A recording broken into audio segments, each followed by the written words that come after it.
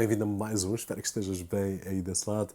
E hoje quero partilhar contigo porque é que eu acho que esta máquina que está aqui é a máquina perfeita para a utilização de uma gráfica externa. Já agora, este é o Asus ZenBook 14X OLED Space Edition. Tu já o conheces, eu fui à apresentação e partilhei umas coisas contigo, portanto vou deixar um link algures por aqui. Aqui deste lado temos uma enclosure externa, a Kitio, e tem aqui uma KFA2 3080. E esta mistura vai dar aqui um resultado de brutal. Spoiler, vamos passar aqui de 15 frames por segundo para 90 frames por segundo ou para 120 frames por segundo. Portanto, temos aqui todas as condições para ser uma coisa brutal. Brutal também é quando te habituares a comprar tintéis na forprint.pt, não vais querer outra coisa. Forprint, onde vais encontrar consumíveis a preços espetaculares, com uma qualidade muito boa, e claro, como sempre, suporta a Forprint, que é o patrocinador deste vídeo, e o link vai estar lá em baixo. Este Asus que está aqui, como eu estava a dizer, é o Space Edition, é uma máquina brutal, tem aqui uma limitação que nós vamos retirá-la com a aplicação desta gráfica externa que está aqui. No entanto, a limitação não é uma limitação, porque ele tem aquilo que é necessário para podermos utilizar este tipo de tecnologia e vamos já falar um bocadinho mais sobre isso. A nível de computador em si, está brutal, é um Space Edition, mas se tu não olhares assim para ele com o olho de Space Edition, ele passa bem por um Ultrabook fininho, cinzento, aqui com umas marcas muito loucas, com um design muito fixe mesmo. Claro, se olharmos com o olho de Space Edition, ele tem aqui uma série de características que tu viste na apresentação que o fazem um computador muito interessante, mesmo a todos os níveis. Construção premium, pesa apenas 1,4 kg, ou seja, é daqueles portáteis muito levinhos que não tem uma gráfica dedicada, mas tem tudo o resto para tu poderes levá-lo para o escritório e depois, quando chegas a casa, transformar-te assim num tchanã. O ecrã tem 14 polegadas OLED 2.8 capas, ou seja, 2880 por 1890 Hz. Tem também aqui um mini display ZenVision de 3.5 polegadas que é personalizável, tem um teclado Asus ErgoSense com um sensor de impressões digitais, tem um trackpad muito simpático, com um tamanho espetacular, e depois tem também aqui um numpad que tu podes utilizar, portanto, que é muito fixe. E depois, dentro deste menino, ele não fica atrás, ele tem um i9 12900H, 14 cores e 20 threads, tem 32 GB de RAM e tem 1 TB SSD NVMe PCI 4.0, com as velocidades que ele estava a marcar, 4000 MB por segundo leitura e 5000 de escrita, mas eu estava a observar ali que ele atinge mais, chega a atingir 6000 e tal megabytes por segundo. Portanto, eu acredito que ele anda entre os 6 e os 7000, se bem que chega uma altura que tu já não consegues ver a diferença, porque 6 ou 7 é assim uma cena. Depois tem duas portas Thunderbolt 4, que é aquilo que lhe vai permitir ligar a dispositivos muito interessantes, tal e qual como esta gráfica externa. Tem um HDMI e tem também porta USB tipo A e saída de áudio.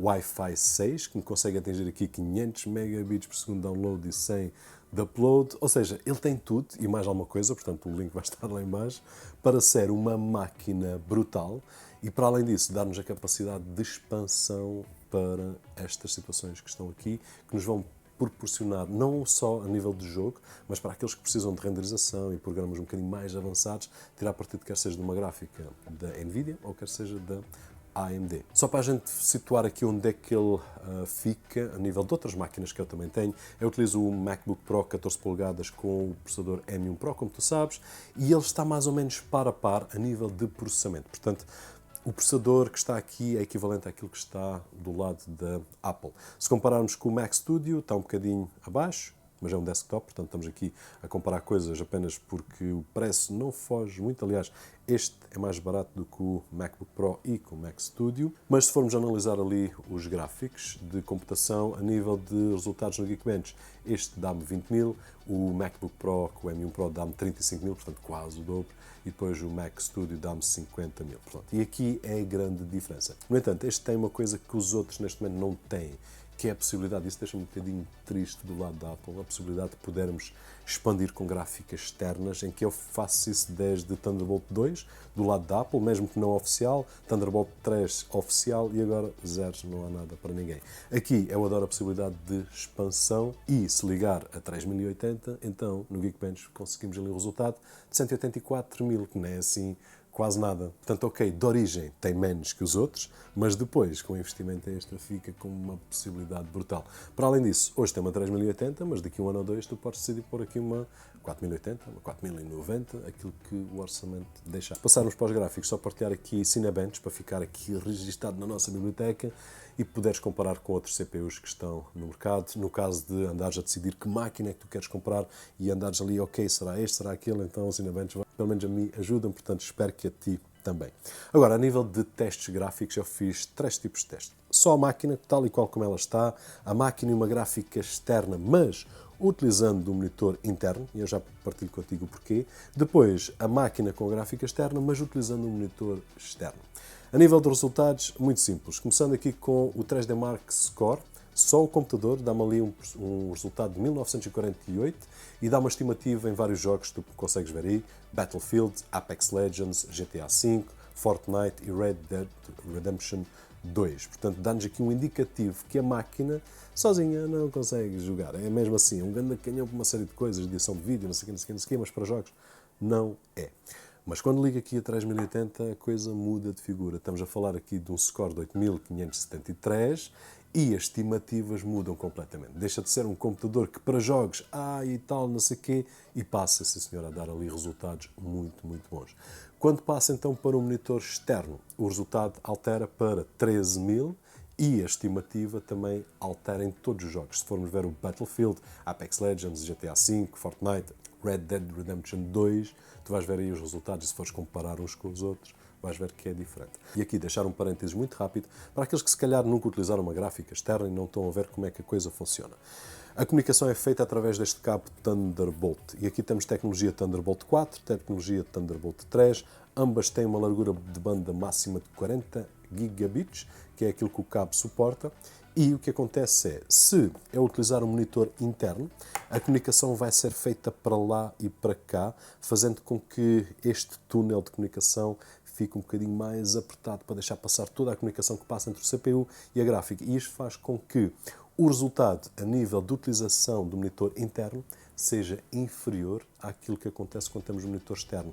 Porque no monitor externo a maioria da informação vai passar no sentido de computador, gráfica externa e manda para o monitor externo. Portanto, existe assim este fluxo de comunicação num sentido apenas, não é bem neste sentido porque existe sempre nos dois, mas muito menos do que tiver que enviar e depois toda a informação de volta para cá, para o monitor.